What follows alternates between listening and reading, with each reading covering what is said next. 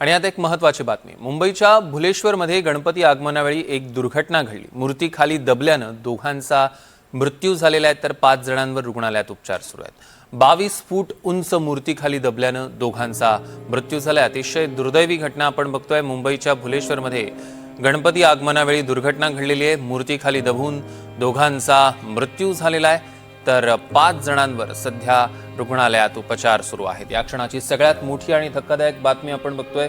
काल रात्री ही दुर्घटना घडलेली आहे। मुंबईच्या भुलेश्वर मधली ही घटना आहे। 22 फूट उंच मूर्ती होती आणि आगमनावेळी ही मूर्ती आणताना अगदी मंडपापासून काही फूट अंतरावर असतानाच ही दुर्घटना घडली। ऋतिक गणकवार आपले प्रतिनिधी आपल्यासोबत जोडले गेले। ऋतिक, काय अधिकचे अपडेट्स?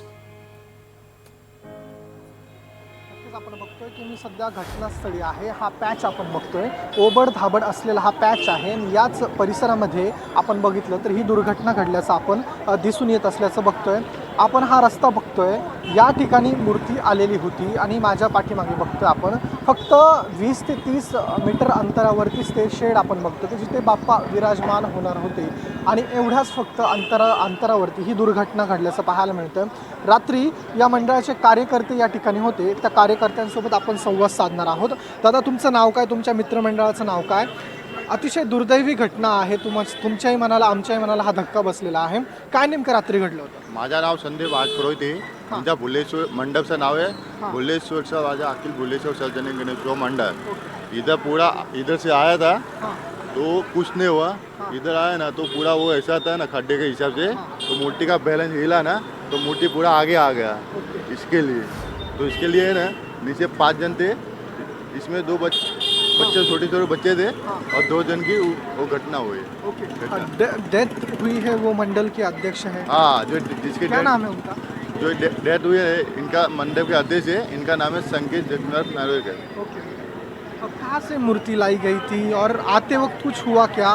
कुछ मतलब दिक्कत आई क्या? हिल रही थी क्या मूर्ति? ऐसा पता चल रहा है कि नट बोल्ट्स वगैरह ढीले हुए थे। हाँ, आने के टाइम में न किधर कुछ हुआ नहीं था, खाली नट बोल्ट थोड़ा ढीला हुए थे तो इसको वेल्डिंग किए थे, तो बाद में पीठ से बराबर हो गया था। हम बकरी अड्डा से लेके आए थे, तो इधर आया ना तो इधर वो पूरा बैलेंस हिला ना, इसके लिए मूर्ति पूरा आगे आ गया। पब्लिक ने ऐसा सपोर्ट दिया ना तो मूर्ति इसके लिए बच्चे लोग नीचे आ गए। क्या कारण हो सकता है? आपको क्या लगता है ये क्यों हुई दुर्घटना? कुछ चूक हुई है प्रशासन से? हाँ, कि इतना व्हील वायरल हुआ ना तो नजर लग सकती है पापा के ऊपर, ऐसा भी हो सकता है। और वो सब वो एम्प्लॉय के हिसाब से हुआ है। तो सब खड्डे इधर आपको दिखेंगे ना, 10-15 खड्डे दिख जाएंगे और सब गणपति है ना, सब इधर से आना जाना रहता है इन भगवान का। विसर्जन में आगमन में सब इधर से आते हैं।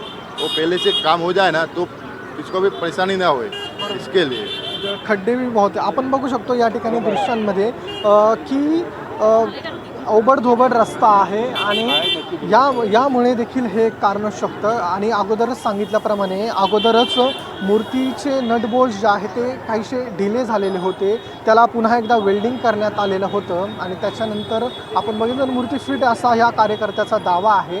आणि या ठिकाणी फक्त काही मीटरवरती हा आपण पॅच बघतोय, हे झाकण लावलेलं आहे गटारीचं।